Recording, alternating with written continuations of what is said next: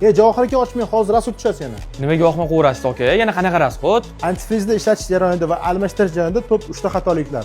Birinchisi bu antifrizingiz mashinangiz hali issiqligida krishkani ochish. Krishkani ochganingizdan keyin antifrizni sistemasida havo paydo bo'lib qoladi va siz uni yopganingizdan keyin havo paydo bo'lib qolgan joyga antifriz yetib bormaydi va bu o'sha antifriz yetib bormagan joyda qizishi yop keladi va siz katta oborotda gazni kuchli bosganingizda qizib turgan joyga antifriz davleniya bilan keladi va treshinaga olib keladi. Bu degani utechkaga olib kelishi mumkin. Ikkinchi xatolik bu antifrizni almashtirish jarayonida uni oddiy suv bilan pramifr qilish. Iloji bo'lsa dissolyutor bilan qilish kerak yoki antifrizni o'zi bilan qilish kerak. Oddiy suvda ichida minerallar bo'ladi, bu sistemangizni zanglashga olib keladi. Uchinchisi bu har xil dopusli antifrizlarni bir-biriga aralashtirish. Misol uchun G11 bilan G12 ni umuman aralashtirib bo'lmaydi.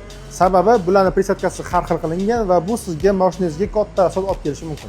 Gap yo'q aka, Enoq O'zbekistonga obuna bo'lib qo'ydim. Hamma foydali videolar shu yerda ekan-ku.